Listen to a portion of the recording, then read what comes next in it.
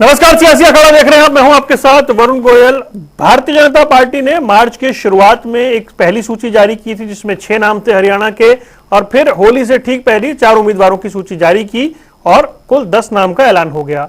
अप्रैल का महीना शुरू हो गया है, कांग्रेस में अभी मंथन चल रहा है, अभी नाम सामने नहीं आए हैं।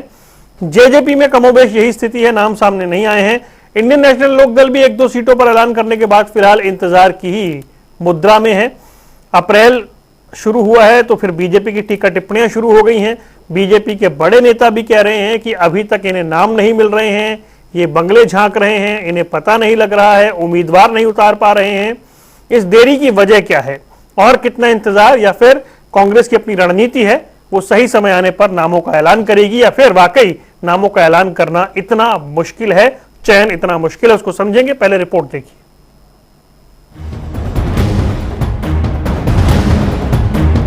लोकसभा चुनाव को लेकर सभी राजनीतिक पार्टियों ने कमर कस ली है। भाषण देने के लिए चुनावी मंच तैयार हो गए हैं। नेता भाषण देने के लिए माइक भी पकड़ने लगे हैं। प्रदेश में बीजेपी ने जब से अपने लोकसभा उम्मीदवारों के चेहरे खोले हैं, तब से बीजेपी दिन रात बैठकें और चुनावी रणनीति बनाने में जुटी है। लेकिन कांग्रेस ने अपने अभी तक उम्मीदवारों का ऐलान नहीं किया है। अब कांग्रेस की देरी पर पूर्व मुख्यमंत्री मनोहर लाल ने भी तंज कसा है। कोई गतिविधियां उनकी होंगी, उसके बाद ही पता लगेगा। अभी तो जो हमको जानकारी है कि बहुत से लोग तो इधर उधर बगले झांक रहे हैं कि कौन लड़े कौन न लड़े, कौन जाए कौन ना जाए। और बहुत ही स्पष्ट एक जो संदेश कांग्रेस के हमारे नेता पिता पुत्र के कारण से आया है कि पिछली बार हम दोनों लड़ गए थे, इसलिए दोनों हार गए थे, इस बार एक लड़ेगा। तो उससे तो स्पष्ट ही हो गया कि वो पिता पुत्र ही एक दूसरे की सहायता करते हैं, उनके पार्टी नाम की तो कुछ चीज ही नहीं है। वरना अगर पार्टी हो, ये ठीक है, पिता पुत्र यानी परिवारवाद के नाते से हम उसका विरोध जरूर करेंगे, लेकिन अगर पिता पुत्र लड़ भी जाते हैं और पार्टी काम करे और जनता साथ दे तो जीतने में कहां दिक्कत आती है। उनको यही चिंता होगी कि मैं काम नहीं करूंगा तो मेरा बेटा हार जाएगा, बेटा काम नहीं करेगा तो मैं हार जाऊंगा। तो इस कहानी को सब समझ चुके हैं। कांग्रेस प्रत्याशियों को उतारने के लिए दिल्ली में लगातार बैठकें कर रही है। वरिष्ठ नेता लगातार इसको लेकर मंथन भी कर रहे हैं और जल्द से जल्द उम्मीदवारों की सूची जारी होने की बात कही जा रही है। होली से पहले कांग्रेस अपने उम्मीदवार घोषित करने का दावा ठोक रही थी, लेकिन बाद में अप्रैल तक बात पहुंची। लेकिन इंतजार अब भी बरकरार है। हमारे पास जितने भी कैंडिडेट्स के नाम आते हैं, सब आते हैं, उसका संज्ञान लिया जाता है, उसकी चर्चा होती है। हमारे पास पर्याप्त समय है, 2 महीना 10 दिन का समय इलेक्शन कमीशन ने दिया है। तो सभी का सोच एक है कि बड़ी शांति से ये इसको करते हैं, और एक के बाद एक परिस्थिति ऐसी पैदा हो गई कि, और अभी जो है एक रैली आ रही है, तो रैली के बाद जो है हम लोग सब निश्चित कर देंगे। हमारी समझ में बाय द फर्स्ट वीक तो आपके पास सूची सब हो जानी चाहिए। अब की बार प्रदेश में बीजेपी और इंडिया गठबंधन की सीधी टक्कर देखने को मिल रही है। बीजेपी फिर से इतिहास दोहराने की बात कर रही है, तो वहीं गठबंधन के साथ उतरी कांग्रेस पिछले चुनाव की भूल नहीं करना चाहेगी। न्यूज डेस्क, जनता टीवी। 4 खास मेहमान हमारे साथ जुड़ रहे हैं। वेद प्रकाश विद्रोही कांग्रेस का पक्ष रखेंगे, प्रोफेसर विधु रावल भारतीय जनता पार्टी का पक्ष रखेंगे। इसके अलावा हमारे साथ रजवंत दहीवाल इंडियन नेशनल लोकदल से और अजय गुलिया जननायक जनता पार्टी से। आप सभी का स्वागत है। चर्चा की शुरुआत करते हैं। सबसे पहले वेद प्रकाश विद्रोही जी, मैं आपसे जानना चाहूंगा, बंगले झांक रहे हैं आप लोग, कौन लड़ेगा कौन नहीं लड़ेगा, इंतजार तो हो ही रहा है, ये तो सच्चाई है। वरुण जी, आपको, भाई रजवंत जी को, भाई अजय गुलिया जी को, भाई विधु रावल जी को और दर्शकों को मेरा नमस्कार। छाल तो बोले छाल नहीं बोल रही है। कौन झांक रहे हैं? उस पार्टी के नेता जिन्होंने 6 उम्मीदवार कांग्रेस से उधार ले रखे हैं। 10 साल से हरियाणा और दिल्ली में सत्ता के बाद भी संघी विचारधारा के कार्यकर्ता इनके पास चुनाव लड़ने योग्य नहीं है। और वो हमारे पूर्व मुख्यमंत्री जी हम पर तंज कस रहे हैं, जिनकी उनकी खुद की पार्टी ने चुनाव घोषणा के 3 दिन पहले नाकारा, असफल, जन विरोधी मुख्यमंत्री मानकर पद से हटा दिया। चलो, उनका लोकतांत्रिक अधिकार है, मैं तो क्या कह सकता हूं। आपके ही न्यूज चैनल ने, आपके संपादक शशि रंजन जी ने स्टोरी सबसे पहले ब्रेक की थी कि कांग्रेस ने 6-7 उम्मीदवारों के सिंगल नाम तय कर रखे हैं, और 2-3 जगह ऐसी है जहां डबल 2 उम्मीदवार हैं। इसका मतलब है कि हमने सब कुछ कर रखा है। ये तो आपका ही संपादक साहब ने बताया, पूरी 1 घंटे की स्टोरी है। सब कुछ बताएंगे, चिंता क्यों करते तो हैं? आप अपनी स्टोरी पे कायम रहिए। नहीं, मैं कह रहा हूं आप अपनी स्टोरी पे कायम रहिए। मुझे बताइए और वो आपकी स्टोरी से बात कब हटा भाई? नाम नहीं, मैं कह रहा हूं आधिकारिक ऐलान की बात आपकी हो रही सही है। साबित होगी। और आपको अरे याद होगा मैंने आपको कहा था कि अप्रैल में फिर पूछूंगा नाम कब आ रहे हैं, आप ही से कहा था अब मैंने। पहले कहा था सर, तो मैंने भी सर कहा था कि 2-3 अप्रैल के बाद आएगी, मैंने वही बात कही थी। मैं तो आपकी बात, आपकी प्रशंसा कर रहा हूं। हाँ। मैं आप पर कोई भी तंज नहीं कस रहा, मैं जी। कह रहा हूं आपके सूत्र सही है। हाँ, मैं तो आपकी पुष्टि कर रहा हूं सर। जी। अब ठीक है, हम अपनी रणनीति के तहत कर रहे हैं। 3 अप्रैल के बाद कभी भी सूची आ जाएगी, और ये कटु सत्य है कि होली की वजह से, 31 तारीख की रैली की वजह से कुछ डिले हुआ था, वरना कोई हमारे अंदर विवाद नहीं है। हमने सब कुछ तय कर रखा है। और भाजपा भी, मैं लास्ट में खत्म कर देता हूं, भाजपा भी चुनावी बैठकें कर रही है, अपनी तैयारी कर रही है। अरे भाई, खट्टर साहब, आदरणीय खट्टर साहब, आप हरियाणा के पूर्व मुख्यमंत्री हैं, आपसे हल्के शब्दों की आशा नहीं की जा सकती। हम कोई घरों में थोड़ी बैठे हैं, हम भी तैयारी कर रहे हैं, हम भी अपनी बैठकें कर अपनी रणनीति बनाए बैठे हैं। आप चिंता ना करें, आपको 10 की 10 सीटों पर इंडिया गठबंधन हराकर ठीक। साबित कर देगा कि वास्तव में आप जन विरोधी मुख्यमंत्री ठीक थे। है प्रोफेसर विदु रावल, जिनकी छलनी में 72 छेद हैं उनको बातें नहीं करनी चाहिए। यही मैं कहना चाह रहा हूं। वरुण जी, आपको नमस्कार जी। और आपके माध्यम से जनता टीवी देख रहे सभी दर्शकों को नमस्कार। हमारे जो साथी पैनलिस्ट हैं उनको भी विनम्र नमस्ते। मैं भी यही कहना चाह रहा हूं कि जिनके घर शीशे के होते हैं उन्हें लाइट ऑफ करके कपड़े बदलने चाहिए। देखिए किस प्रकार से यहाँ वेद प्रकाश विद्रोही जी ने बड़ी अजीब अजीब सी बातें कही। संघीय विचारधारा का कोई मिल नहीं रहा। अरे संघीय विचारधारा कौन है? भारत माता की जय करने वाले विचार को संघीय विचार कहा जाता है। वो विचार तो वेद प्रकाश विद्रोही जी कभी कभी मन में आ सकता है। और फिर वरुण जी, आप मुझे टोक देंगे जब मैं इन्हें ये याद करवाऊंगा कि इनके तो संस्थापक अध्यक्ष जो हैं, इनके जो संस्थापक थे ओक्टेवियो ह्यूम, अंग्रेजी सर्विंग अधिकारी थे। और शुरू के 5 जो इनके अध्यक्ष रहे हैं वो 1910 तक जो है अंग्रेजी अधिकारी थे। तो हम ये मान लें कि अंग्रेज जो है, अंग्रेजों के खिलाफ लड़ने वाली कांग्रेस, खुद को दावा करने वाली, वो अंग्रेजों के अधिकारियों से चल रही थी। देखिए उसके बाद आगे बढ़ते हैं इस बात में। ये भी विचार करने वाला है और बहुत सारी तो समझाइए, अंग्रेज अधिकारी अध्यक्ष नहीं रहा, संस्थापक है। ठीक है। अच्छा, केवल जॉर्ज ह्यूल कौन थे? एक मिनट वेद प्रकाश जी, जॉर्ज ह्यूल कौन थे? सर, जॉर्ज ह्यूल कौन थे? अध्यक्ष नहीं, संस्थापक अध्यक्ष का गलत बता रहे हैं। ओक्टेवियो ह्यूम थे। ओक्टेवियो ह्यूम थे। नहीं, गलत कह रहे हो। अब आप गलत कह रहे हो। मैं आपका नाम विलियम वन कौन थे? विलियम वन हरियाणा पे आइए, छोड़ दीजिए प्लीज। आप दोनों से प्लीज, वो गलत कह रहे हैं। प्लीज प्रकाश जी सुनिए, आपकी पार्टी का इतिहास भी मुझे बताना पड़ेगा। आपने ठीक कहा, ओक्टेवियो ह्यूम आपके संस्थापक अध्यक्ष नहीं थे, संस्थापक थे। लेकिन विलियम वंस जो थे आपके अध्यक्ष थे और सर्विंग अंग्रेजी अधिकारी थे। जॉर्ज ह्यूल जो थे सर्विंग अंग्रेजी अधिकारी थे, 2 बार आपके अध्यक्ष रहे हैं 1910 तक। अब इस विषय को छोड़ देते हैं जैसे वरुण जी कह रहे हैं। मैं इससे एक बड़ी बात कहना चाह रहा हूं। देखिए कांग्रेस के अंदर क्या ऐसा विघटन हुआ कि कोई भी कांग्रेस पार्टी में रहना नहीं चाह रहा, कोई इनके लिए चुनाव नहीं लड़ना चाह रहा। पहली फुर्सत में कांग्रेस को तिलांजलि देकर जो है अन्य पार्टी और विशेष रूप से भारतीय जनता पार्टी के विचार के साथ जुड़ना चाह रहा है। इस पर भी तो विचार कभी ना कभी वेद प्रकाश विद्रोही जी की पार्टी को करना चाहिए कि आप में ऐसा क्या बुराइयां आ गई, आपका इतना अनअट्रैक्टिव कैसे बन गई आपकी पार्टी, आपके लिए इतनी बुरी स्थिति कैसे आ गई कि आप अरुणाचल प्रदेश के अंदर 10-10 सीटों पर निर्विरोध तरीके से भारतीय जनता पार्टी चुनाव जीत रही है। 5 जगह आप उम्मीदवार ही नहीं दे पाए अरुणाचल प्रदेश में असेंबली में, अभी जो 19 अप्रैल को चुनाव होने वाला है। और 5 उम्मीदवार जो आपने दिए थे वो अपना पर्चा उठा के भाग गए। आपको कोई ऐसा आदमी नहीं मिल पा रहा कि वो जो आपको दे दे। और वरुण जी यहीं पर आपका जवाब भी आता है। देखो मैं नहीं चाहता था बहुत ज्यादा कांग्रेस के बारे में बात करना, मैं बीजेपी की बात करता था, लेकिन जब सवाल ही ऐसा आ गया तो मुझे उत्तर देना पड़ रहा है।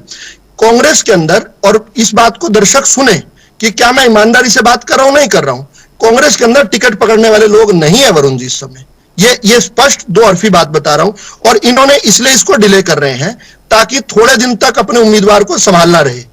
इनके लिए ये होली दुलंडी जो बता रहे थे अभी आपके पैकेज में सुना हमने, ये क्या कांग्रेस के लिए अलग से आई है क्या? और पार्टियों के लिए नहीं थी क्या? आम आदमी पार्टी को एक उम्मीदवार चुनना था, वो बेचारे कांग्रेस का एक दिल्ली का उम्मीदवार उठाकर, जो कांग्रेस से एमसी का टिकट पे तीसरे नंबर पर रहा था, सुशील गुप्ता, वो उठाकर हरियाणा में ले आए, कांग्रेस का और दिल्ली का, और अब तक कांग्रेस को गालियां भी दे रहे थे। तो ऐसे ऐसे लोगों को चुनना क्यों पड़ रहा है? क्योंकि कोई भी वास्तविक रूप से यहाँ टीवी पर बैठकर डिबेट कर देना, बड़ी बड़ी बातें बोलना आसान है, लेकिन असल दिक्कत यह है कि इन्हें ये कंबैरेसमेंट से बचना चाहते हैं। इनको पहली बात तो कोई टिकट पकड़ नहीं रहा है, और दूसरी बात यह है कि जो टिकट ले रहे हैं उन पर यह भरोसा नहीं है कि वो टिक जाएंगे। और वरुण जी, इसका मैं केवल हवाई बात नहीं कर रहा हूं, आप खुद देखो, क्या भूपेंद्र सिंह हुड्डा से आप अपेक्षा करते हो कि वो शैलजा जी और रणदीप सुरजेवाला जी के बारे में कोई बहुत उनको अच्छे एवेन्यूज देंगे? नहीं ना, जो प्रदेश में राजनीति तक नहीं करने देते। वो आज हुड्डा साहब खुद कह रहे हैं, अरे तू लड़ लेता हो, अरे तू लड़ ले चुनाव। कोई ये कहता मिल रहा है कि मैं लड़ूंगा चुनाव? कांग्रेस के अंदर खुले तौर पर, जिसको ये आंतरिक लोकतंत्र की ढाल ढक देते हैं कांग्रेस वाले, इनके यहां खुले ये आचरण है। भाजपा में तो लोग छुपा के बात करते हैं, कोशिश करते हैं भाई अपना नाम ना लें। कांग्रेस में तो बेशर्मी से खुद का नाम लेने वाले परंपरा है। एक मिनट खत्म कर रहा हूं जी मैं बात, केवल 30 सेकंड में। कांग्रेस में आपने आज तक यह सुना होगा कि लोग अपनी विधानसभा में, लोकसभा में जाके कहते हैं, अरे मैं लड़ूंगा चुनाव, मैं लड़ूंगा, मेरी इस जेब में टिकट है, मेरी इस जेब में टिकट है। आज ये परिस्थिति कैसी हो गई कि सुरजेवाला और शैलजा तो कह रही हैं कि भूपेंद्र सिंह हुड्डा चुनाव लड़ें, और शैलजा जी को और रणदीप सुरजेवाला जी को भूपेंद्र सिंह हुड्डा मना रहे हैं। अच्छा, लॉजिक भी अलग अलग, कभी कहते हैं कि एक परिवार से एक ही व्यक्ति लड़ेगा, तो सोनिया गांधी जी, राहुल गांधी जी एक परिवार के नहीं थे अब तक? पिछली बार तक भूपेंद्र सिंह हुड्डा, दीपेंद्र सिंह हुड्डा एक परिवार के नहीं थे? अभी ताजे ताजे बने हैं क्या एक परिवार के? दूसरा कभी कहते हैं राज्यसभा के सांसद को हम टिकट नहीं देंगे, तो राज्यसभा का सांसद रणदीप सुरजेवाला अकेले थोड़ी हैं, दीपेंद्र हुड्डा भी हैं। लेकिन कुल मामला जो वरुण जी लबोलुबाब वही है, इनकी कोई टिकट पकड़ने को तैयार नहीं हो रहा। और यही दूसरी पार्टियों में भी एक प्रचंड मोदी लहर के सामने ये डरे हुए हैं, क्योंकि जनता मोदी के साथ है, इनकी थाली खाली है, और अभी सामने आ जाएगी चीजें। ठीक है अजय गुलिया भाई, जेजेपी की तैयारी पे भी बात है, जेजेपी के कैंडिडेट कब सामने आएंगे उस पर भी बात है, क्योंकि हम तो लंबे समय से सुन रहे थे जेजेपी 10 की 10 सीटों पर तैयार है। दूसरा ये, आपकी स्ट्रेटजी क्या रहने वाली है? मौजूदा बीजेपी सांसदों को हराना है, अपनी उपस्थिति दर्ज करवानी है, चुनाव जीतना है, किस रणनीति के साथ आ रहे हैं मैदान में? सांसद चुन करके गए थे तो पूरे हिंदुस्तान के सामने एक नजीर पेश करी थी कि एक सांसद ये काम भी कर सकता है। तो उसमें सबसे बड़ी बात ले लो, चाहे वो ट्रैक्टर को कमर्शियल व्हीकल की श्रेणी में लेकर आए थे, तो दूसरे दिन सांसद भवन के अंदर ट्रैक्टर लेकर के पहुंच गए थे और उसको वापस से किसान का काटा। और इस हाथ के अंदर किस प्रकार से विकास कार्य दूसरे दिन किए, चाहे वो पानी के टैंकर लगाना हुआ, वॉल पेंटिंग करा करके शहर को साफ करने की बात हो, तो बहुत से उदाहरण मैं आपके सामने दे सकता हूँ। हम लोगों ने काम किया, काम के नाम पर हम वोट मांगे। 4.5 साल हम लोग सरकार में रहे, हम लोगों ने काम किया, हरियाणा प्रदेश के लोगों ने के लिए काम किया, चाहे वो किसान के खाते में सीधा पैसा जाना हो, आधी आबादी को चुनाव लड़ने का अधिकार देना हो, राष्ट्रीय बेटी को महिलाओं को अधिकार देना हो, पेपर अपने गिराने, ये सारी चीजें हैं जो लेकर के हम जाएंगे। पिछली बार आपने दुष्यंत जी को चुन करके भेजा था, आज तो आपके पास दुष्यंत चुनने का मौका है। मैं इस चीज आपके टीवी चैनल पर जरूर कह देता हूँ, टिकटों को लेकर के कि ज्यादातर से युवा चेहरे होंगे और हरियाणा प्रदेश के लोगों के बीच में रहने वाले लोग चुनाव लड़ेंगे, जो लोगों के लिए काम कर चुके हैं, कर रहे हैं और आगे भी करेंगे। कब तक उम्मीद करें? नहीं, देखिए हम लोग अपनी संस्कृति में मानने वाले लोग हैं और नवरात्रों को शुभ माना जाता है, तो नवरात्रों में हमारे टिकटों की घोषणा होंगे, 10 के 10 उम्मीदवार आपके बीच में होंगे। और ये अच्छी बात है, देखिए हर पार्टी की अपनी रणनीति होती है। भारतीय जनता पार्टी ने पहले अपने उम्मीदवार तय कर दिए, डिक्लेयर कर दिए, अच्छी बात है, उनकी रणनीति होगी। हमारी सोच ये है कि कोई भी शुभ काम की शुरुआत नवरात्र में हो आ रहे हैं, ऐसे समय में नवरात्र कांग्रेस और एनएलडी तो ये कह रहे हैं आपके उम्मीदवार बीजेपी का सहयोग करने वाले होंगे, आपके उम्मीदवार उनके वोट जो हैं, जो विपक्ष के वोट हैं, उनको बांटने का काम करने वाले होंगे। वरुण भाई देखिए, आपने मेरी पार्टी की तरफ से मुझे मौका दिया तो मैं बात रखूंगा। अब ये कांग्रेस के लोग मेरे ख्याल अपनी पार्टी के बारे में तो जिक्र कोई करेंगे नहीं, कुछ बताएंगे नहीं, लेकिन ये जरूर है कि इनको दूसरी पार्टी भी सब जानकारी रहती है, स्वयं की पार्टी की इनको जानकारी नहीं है। 10 साल इनका संगठन क्यों नहीं बना? आज तक कोई प्रवक्ता इस बात का जवाब दे पाया क्या? आगे भी नहीं देंगे। तो देखिए, सकारात्मक सोच के साथ हम चुनाव में जाएंगे। डेवलपमेंट की बात हम लोग करने वाले लोग हैं, कंस्ट्रक्टिव लोग हम लोग, तो हम लोग तो काम की बात कर रहे हैं कि हमारा ठीक है। लोकतंत्र के अंदर जनता सर्वोपरि होती है वरुण भाई, जनता तय करेगी। खुद के अगर मेरे को अपने आप को नंबर देने हो तो 100 में से 100 दूंगा, लेकिन वो मेरे हाथ में नहीं है ना लोकतंत्र में। वो काम तो जनता से करना है। यहाँ देश के लोगों ने जिस प्रकार से हमें पिछली बार 17% वोट दिए थे विधानसभा के चुनाव में अपने आशीर्वाद के रूप में, हम मानते हैं कि बहुत बढ़ोतरी होगी और लोग हमें अपना प्यार और आशीर्वाद देंगे। लेकिन फिर भी एक चीज जरूर कहता हूँ कि लोकतंत्र में जनता सर्वोपरि है। ठीक। रजवंत देवनाल भाई, लोग टिकट पकड़ने को तैयार नहीं है, ऐसी स्थिति है क्या वाकई में हरियाणा में? जी, ये चीज तो उन लोगों से पूछें जो ये बात कह रहे हैं। इंडियन नेशनल लोकदल की टिकट के लिए आज आवेदन आपने भी देखा होगा। और एक चीज है कि अगर टिकट की बात इस प्रकार आती है तो आज मैं एक चीज बताना चाहूंगा वरुण जी। आज जो हल्की से हल्की पार्टी है उसके लिए भी टिकटों के लिए आवेदन करना पड़ता है, और निश्चित तौर पर उनका एक अपने पार्टी का एक प्रोटोकॉल होता है और एक सारी परिस्थितियों से गुजरना पड़ता है, उसके बाद ही कोई टिकट वितरण करता है। इस प्रकार की बातें अगर कोई कहता है तो ये मान के चलो कि उसका तो सिर्फ कहना है, उसको राजनीति के बारे में रह भी नहीं पता। मैं एक चीज बताना चाहूंगा कि चौधरी अभय सिंह चौटाला को जिस प्रकार से उन्होंने पार्टी के नेता, शीर्ष नेताओं ने डिक्लेयर किया कि चौधरी अभय सिंह चौटाला को कुरुक्षेत्र से लड़ना चाहिए और हिसार से सुनैना चौटाला जी को लड़ना चाहिए। और मैं तो एक चीज कह रहा हूं कि हमारी पार्टी के जो नेतृत्व है वो ये सोच समझ कर विचार करके ये देख रहा है कि कौन सा व्यक्ति हमारा कहां पर सही सेट बैठ पाएगा जो आज भारतीय जनता पार्टी को मात दे सके। क्योंकि कांग्रेस की अगर हम बात करते हैं तो आपने देखा होगा कि कांग्रेस के जो सेनापति है वो कहीं ना कहीं अपने हथियार छोड़कर, रण छोड़कर भाग चुके हैं। वो किसी ने किसी और के सिर पर टोपी धरने का काम करने लगे हैं। चाहे बात ये करे कि जिस प्रकार से जींद के चुनाव में उन्होंने कांटा निकालने का काम किया था, अब वो लोकसभा चुनाव में भी यही उम्मीद कर रहे हैं कि मैं एक दूसरे का कांटा निकाल दूं और बोला मैं झाड़ में घुसूं ही नहीं। अभी पता तो लगे कांटे वाला उम्मीदवार है कौन सा? पहले तो टारगेट सेट करना होगा कि ये है, इसको निकालना है। नहीं बता रहे हैं ना कि वो जिस प्रकार से रणदीप सुरजेवाला शैलजा का नाम लिया ना या किरण चौधरी का नाम ले रहा है, उससे यही लग रहा है कि वो इनके कांटा निकालने के चक्कर में है और ये कह रहा है कि मेरा बेटा चुनाव लड़ेगा, मैं नहीं लड़ूंगा, हमारे परिवार से एक ही लड़ेगा। ये बात बिल्कुल ठीक है। जब राज्यसभा के सांसद था तो भी उनका बेटा आ गया, जब लोकसभा का चुनाव आ गया तो भी उनका बेटा आ गया, मुख्यमंत्री की बात करें तो कह रहा मैं बनूंगा। अब और इसके अलावा पार्टी केवल बापू बेटे की रहेगी ना, तो ये चीजें यहाँ पर आ रही है। अब हरियाणा का कांग्रेसी जो अपने कार्यकर्ता समझता है, वो कांग्रेसी कार्यकर्ता भी इस चीज से दुखी है कि कांग्रेस में जो बार बार ये कहते हैं कि आम आदमी पार्टी के साथ उनका गठबंधन है, उनका गठबंधन नहीं है। कांग्रेसी कई बार ये कहते हैं कि हमारी पार्टी के लोग ही एकजुट नहीं रह पाते, वो सुशील गुप्ता को या आम आदमी पार्टी को एकजुट कहां पे कर पाएंगे। मैं ये चीज बताना चाहूंगा कि हमारी पार्टी की टिकटों की घोषणा भी मैं बहुत जल्दी घोषणा हो जाएगी। जल्दी की भी क्या कि 6 तारीख को हमारी पार्टी के शीर्ष नेतृत्व की बैठक है और मैं ये मानना आपको पूरा विश्वास दिलाता हूं कि चौधरी ओम प्रकाश चौटाला के नेतृत्व में जो बैठक हमारी दिल्ली में होने वाली है, वो बैठक पे उसमें निश्चित तौर पर निर्णय लिया जाएगा।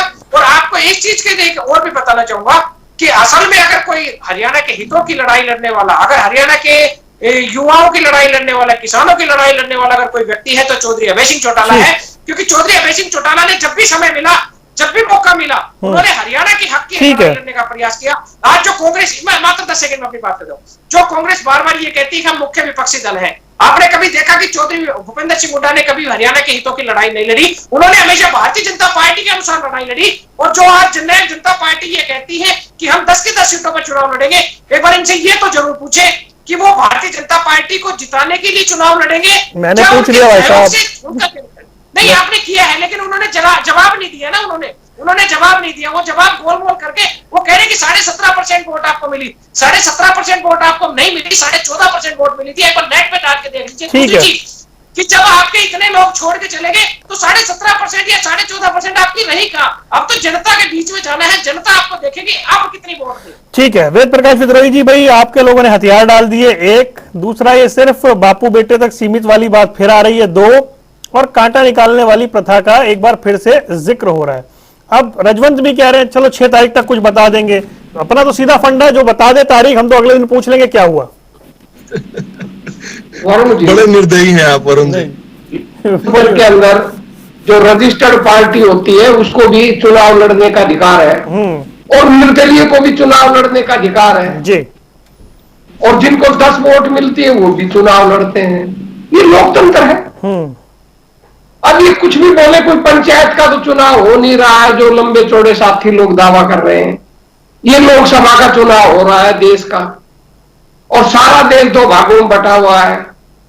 एक एनडीए गठबंधन है और एक कांग्रेस इंडिया गठबंधन है। जो छोटे मोटे दल है जो किसी गठबंधन में नहीं है इस समय, उनके बारे में भी सारे देश की जनता को पता है कि वास्तव में ये किस गठबंधन के साथ है या किसको हराने जिताने, किसकी वोट काटने के लिए चुनाव लड़ रहे हैं, क्यों लड़ रहे हैं। जनता को इतना मूर्ख ना समझे। कौन क्या कहे मुझे कोई चिंता नहीं है। विपक्ष का काम है एक दूसरे पर आरोप लगाना, राजनीतिक दलों का काम है तंज कसना। सीधी और सच्ची बात है कि हरियाणा के अंदर हर जगह इंडिया गठबंधन कांग्रेस और भाजपा एनडीए गठबंधन की सीधी लड़ाई है जी। हरियाणा में भी वही है। अब 10 सीटों पर सीधा हमारा मुकाबला है। जो और भी उम्मीदवार लड़ेंगे और दलों के लड़े चाहे निर्दलीय लड़े, उनका अधिकार है, पर जनता इन्हीं 2 गठबंधनों के बीच में ही तय करेगी वो किसको वोट देगी। और वोट किसको देनी है, किसको चुनना है, दिल्ली में किसकी सरकार बनानी है, ये जनता करना है। भाजपा तो जुमले उछालती है। कल तो इनकी मैनिफेस्टो की कमेटी की गठन हुआ है और जब आधा चुनाव निकल जाएगा तब इनको मैनिफेस्टो आएगा। अर्थात ये कोई नीति कार्यक्रम पे तो चुनाव लड़ेंगे नहीं, ये केवल जुमलों से लड़ेंगे। हमारा तो 5 तारीख को बाकायदा मैनिफेस्टो भी आ जाएगा। हम तो नीति और कार्यक्रमों के आधार पर चुनाव लड़ते हैं और नीति और कार्यक्रम के आधार पर चुनाव लड़ेंगे। और उसमें प्रदेश की जनता और देश की जनता आ चुकी है कि मोदी जी 10 साल बहुत झूठ बोल चुके हैं। 10 साल किसानों को, मजदूरों को, नौजवानों को, बेरोजगारों को, महिलाओं को बहुत ठग चुके हैं और देश की सारी संपत्ति 1% लोगों के हाथ में सिमट जा चुकी है। अंतर हो रहा है वरुण जी, इतना समय नहीं मिल पाएगा मुझे। बहुत सारा हो गया। इन सब विषयों पे बड़े ठोस जवाब आ रही है। तो ये प्लेटफॉर्म यूज कर रहे हैं, केवल आपका प्लेटफॉर्म यूज कर रहे हैं अपनी बात रखने के लिए। आपके विषय पर नहीं बोल रहे हैं। अब सर कैंडिडेट की बात हो रही है, चुनाव की बात हो रही है, नीति की बात मैनिफेस्टो की बात होगी, मैनिफेस्टो पर करेंगे। जनता ने मैनिफेस्टो पर आपको निकाल दिया साहब, 2014 से निकाल दिया जनता बैठे हैं। वो आपका प्लेटफॉर्म अपने आपके एजेंडे को डिबेट रखी गई, आपके एजेंडे को नहीं रखी गई, डिबेट रखी गई है किसी कारण से। डिबेट के विषय पर बात कीजिए ना, डिबेट के विषय पर बात कीजिए, डिबेट के विषय पर बात कीजिए। मैंने बताया क्या, दुनिया के अंदर भारत को विकसित बनाने का हमने संकल्प लिया हुआ है। आप तो जाति जनगणना से बाहर निकल पा रहे हैं। आपको मोदी किस जाति में पैदा हुआ है, उनकी जाति थी नहीं थी।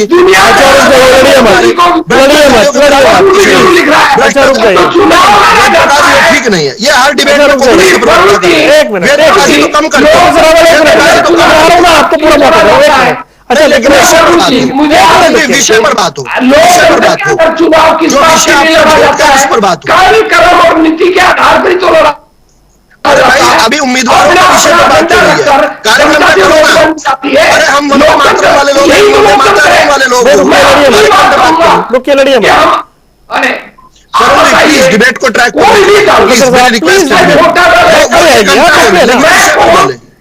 उनका एजेंडा मैं नहीं चला दूंगा सर। नहीं, ये चलाकी है, उनकी चलाकी है, उनकी चलाकी है। विषय आपके डिबेट का समय को यूज कर रहे हैं, मैं दूंगा, मैं आपको समय दूंगा। चुनाव का नहीं दे पाएंगे, बहस हो रही है, चुनाव की बहस हो रही है। हरियाणा की जनता किसको जनादेश देगी, इस पर बहस हो रही है। किस दल की क्या रणनीति होगी, इस पर बहस हो रही है। मैं इन्हीं पर जो अपनी बात रख रहा हूं। ठीक है, अब आपके प्लेटफॉर्म का प्रचार मैं कांग्रेस के प्रचार के लिए नहीं करूंगा और भाजपा पर प्रहार नहीं करूंगा, तो क्या करूंगा?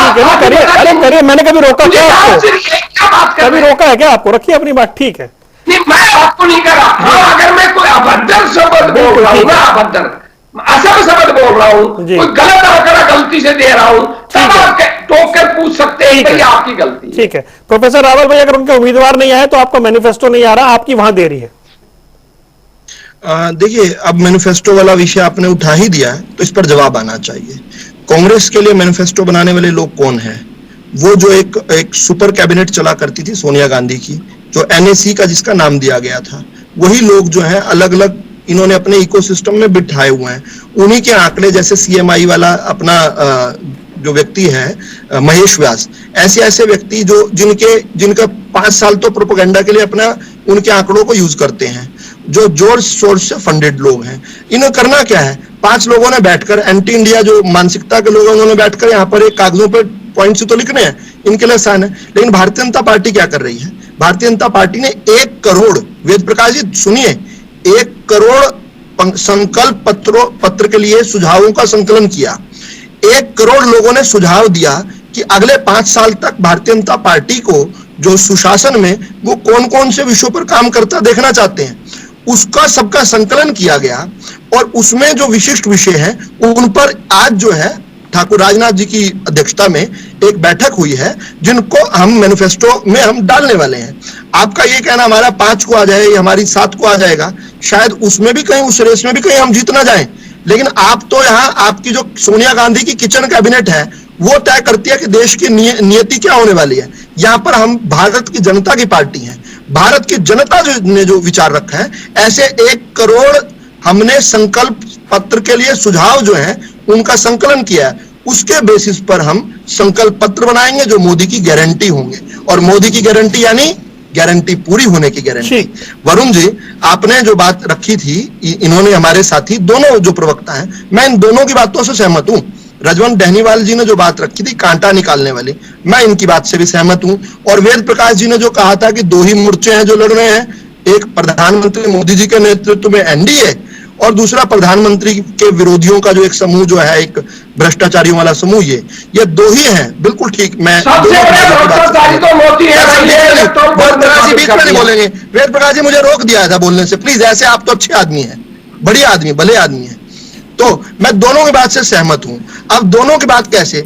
अब इनको पता है, रजवंत डहनीवाल जी की बात को ऐसे कैसा मान लो कि कांटा निकालना यानी कि मुश्किल चुनाव के अंदर धकेल देना। मैं भी तो यही कह रहा हूं कि मोदी के सामने ये चुनाव बड़ा मुश्किल है। जनता मोदी को आशीर्वाद देने के लिए आतुर खड़ी है। लोगों को वोट करने का, केवल 1 वोट करने का अधिकार है।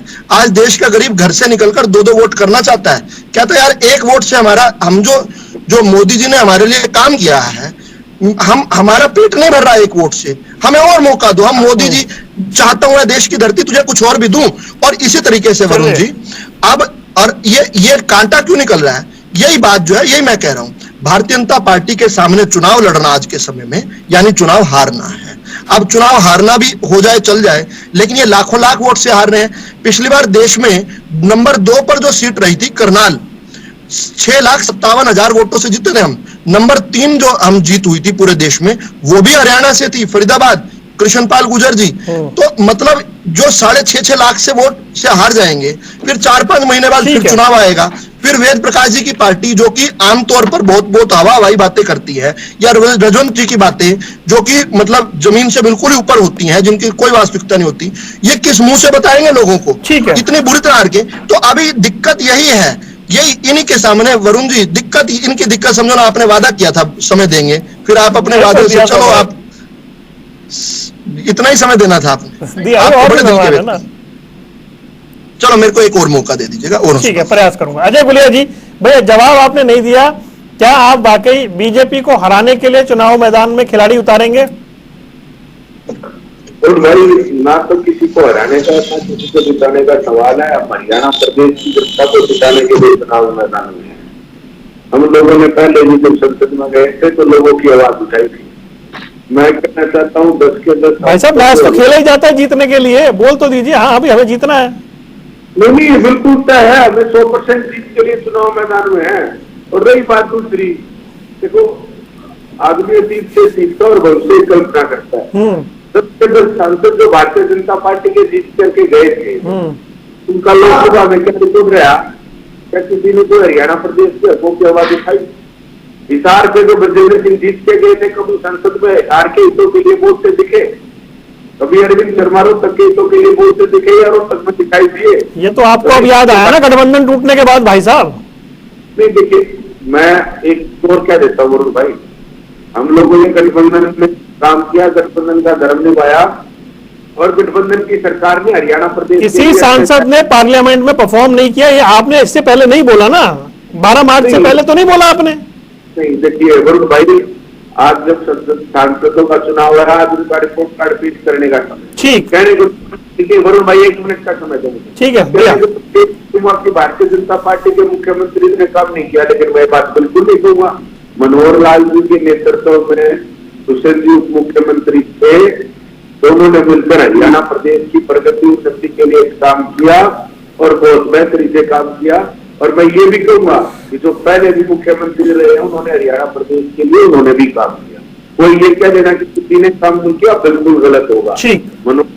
मनोहर लाल जी के नेतृत्व में बहुत अच्छे से 4.5 साल सरकार चली, हरियाणा प्रदेश के विकास के लिए बहुत फैसले हुए।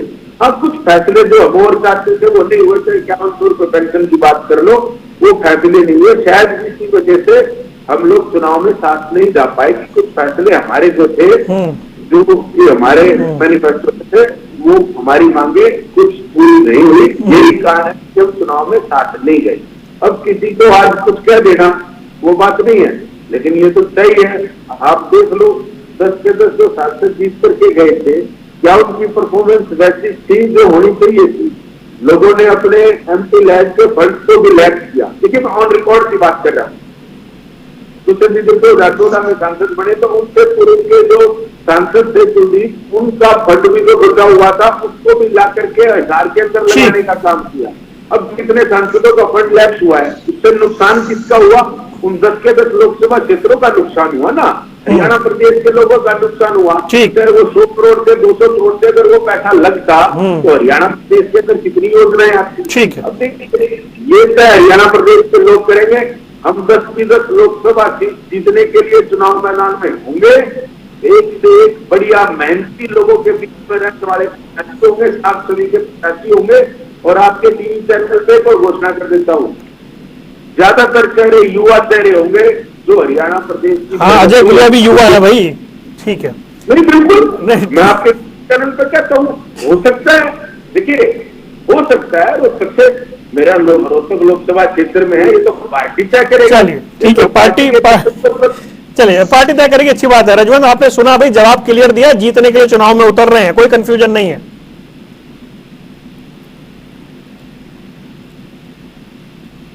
देखिए हाँ बोलिए। जनता के खिलाफ जितने भी फैसले लिए गए उनमें एक में भी ये नहीं बोले कि ये फैसला ठीक नहीं है। जब व्यक्ति जाकर देखो, जैसे ही वहां पर भी अलग हुए तो ये कहने लगे, उसमें भी ढंग से नहीं कह रहे कि अभी कुछ हुआ। ये कह रहे कि 5100 रुपए की बात पर हमारा गठबंधन जीता। असल में 5100 रुपए की पेंशन अगर देने की बात करते तो शुरू में ही गठबंधन जीत जाता, लेकिन ये तो जबरदस्ती उनके चिटके हुए थे। और दूसरी बात ये कहते हैं कि हम वहां पर लड़ाई लड़ेंगे, निश्चित तौर पर लड़ाई लड़ो, चुनाव लड़ो, लेकिन जनता को ये बिल्कुल पता है कि आपका मकसद क्या है, आपका एजेंडा क्या है। भारतीय जनता पार्टी के नेता को भी क्लियर पता है। जब गठबंधन टूटने के बाद में जब उनके द्वार से जवाब से आप ये बात कर रहे हो कि हम उनका धन्यवाद कर रहे हैं कि अच्छी सरकार चली, और आज आप बैठकर यहाँ पर ये कहते हो कि उनमें क्या कमी थी वो हम जनता के बीच में उजागर करेंगे। दो चीजें हो नहीं सकती, बराबर एक चीज है। यहाँ तो 9.5 साल 4.5 साल में आप बात रहे, 4.5 साल में जो कार्यवाही हुई, जो आपने काम किए, उन कामों में जो घोटाले गए उनमें आप भागीदार थे। और मैं ये चीज भारतीय जनता पार्टी के नेता होते जब लगातार बीजेपी के ऊपर आरोप लगा रहे थे उन्हीं के ही नेता, तो आपने कार्रवाई क्यों नहीं की? उनने कार्रवाई अभी दूसरे चैनल पर उनके प्रवक्ता कहते थे, वो बोले कि भ्रष्टाचार के लगातार के ऊपर भी कार्रवाई होनी चाहिए। ये आरोप की कार्रवाई उस समय क्यों नहीं हुई? ठीक है, इसका मतलब कहीं ना कहीं एक दूसरे से बंधे हुए हैं। ठीक है, ठीक है। अजय का एक काउंटर अभी फिर आ रहा हूँ मैं आपके पास। जी अजय। 10 और मेरा नंबर नहीं आएगा सर? अरे सर रुकिए ना, भरोसा रखिए। मुझसे तो वादा ही किया हुआ है। मेरे को 3-4 मिनट जो भी मिले, मैंने अजय प्रगति की बात करी, अपने किए कामों की बात करी। ये एक पार्टी है, इसको चाहे आप 10 मिनट दे दो, जेजेपी के अलावा कोई बात नहीं करेंगे। बुराई के अलावा नेगेटिव, ये बात तो सच, और यही मैं कहना चाहता हूं। आपने खाया है, आपने किए, आपके शासन चैनल है, सवाल और शिक्षा पूछेंगे भाई। नहीं, ये मैं कहना चाहता था। इसके पास कुछ बात तो यही चीज आती है कि पकड़ा में रहेगा, सवाल उत्तर क्यों कह रहे हैं? अब आप 2 दिन कह रहे हैं, ये देखो आपसे कोई ना कुछ जवाब। ठीक है, रुके, अब रुके। हाँ वरुण जी। जी, सीधी सी लड़ाई है, सीधी सी लड़ाई है। देखो, इनेलो और जेजेपी की लड़ाई जो है एक दूसरे से है, इनकी आपस में एक दूसरे के ऊपर कौन रहेगा, इतनी ही लड़ाई है। जो आम आदमी पार्टी है उसकी लड़ाई है कि नोटा से अधिक किसी प्रकार से वोट मिल जाए। अब तक कोई भी एक भी इलेक्शन में उनको नोटा से अधिक वोट नहीं मिली। कांग्रेस की जो लड़ाई है वो, क्योंकि ये चुनाव के बाद बहुत बुरी तरह बेइज्जत होने वाले हैं लोग, वो डिक्टिव इवेंचुअलिटी को किसी तरह अवॉइड किया जाए, वो कम बेइज्जती हो जाए, कम बेइज्जती में टल जाए, इतनी लड़ाई है। और भाजपा की लड़ाई है भारत को परम वैभवता के शिखर पर पहुंचाने की, भारत को विकसित बनाने की, भारत को नंबर 3 की आर्थिक महाशक्ति बनाने की लड़ाई है। और उसके लिए हम तन मन धन जीवन से इस राष्ट्र का आराधन कर रहे हैं। हम मन से कृति से इस भारत माता की जय को प्रस्थापित करने के लिए दिन रात जुटे हुए हैं वरुण जी। और ये भारत की जनता जो है भर भर कर आशीर्वाद दे रही है। आपके जो टीवी स्क्रीन पर मैं देख रहा हूं, ये जो फूल जो मोदी जी के ऊपर बरस रहे हैं, ये जनता का आशीर्वाद है। जहां अवसर मिल जाए, जहां अवसर मिल जाए,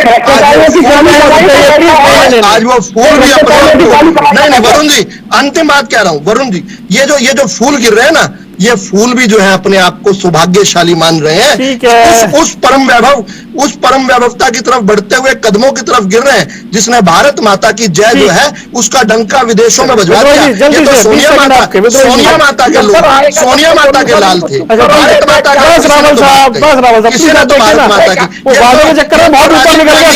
की सोनिया गांधी जिंदाबाद तक ही रही, केवल भारतीय जनता पार्टी ऐसी है। भारत माता की जय की बात होगी और विदेशों में अमेरिका की छतों पर जब लोग भारत माता की जय बोलते हैं, भाई साहब बहुत मजा आता है जी, बहुत अच्छा लगता है। किसी ने तो भारत माता की जय विदेशों में भी करवाई, किसी ने तो आज बहुत मजा। ठीक है, आज बताइए जी जल्दी से 20 सेकंड। देखिए जी, ये तो हमारे जजपा के साथी ने ही सिद्ध कर दिया कि भाजपा के सांसद अयोग्य थे, वो अपनी ग्रांट तक तय नहीं कर पाए। रही बात भ्रष्टाचार की, ये हमें भ्रष्टाचारी बता रहे हैं, देश भर के भ्रष्टाचारियों को जो संरक्षण देता हो और अपनी पार्टी चुनाव जीत नहीं पाए थे भाजपा के खिलाफ 2019 में, बड़ा भ्रष्टाचारी कौन होगा? दुष्यंत जी भी चुनाव हार गए थे 2019 में हिसार में। भी लोगों भारतीय जनता पार्टी मोदी के सामने रही है, हरियाणा की जनता से मोदी को चुनना चाहती है, आरोप लगाए और जो मोदी के सामने आया उसको हरा देगी जनता। और उन्हीं भ्रष्टाचारियों को भाजपा भ्रष्टाचारी तरह चीखा चले क्यों कर रहे हैं? यही तो जनता जनता बड़ा भ्रष्टाचारी कौन है? जनता। फिलहाल आज समय इतना ही है। आप चारों मेहमानों का जुड़ने के लिए बहुत बहुत शुक्रिया। सियासी अखाड़ा देख रहे थे आप, रुक रहे कुछ देर के लिए। खबरों का सिलसिला लगातार जारी है।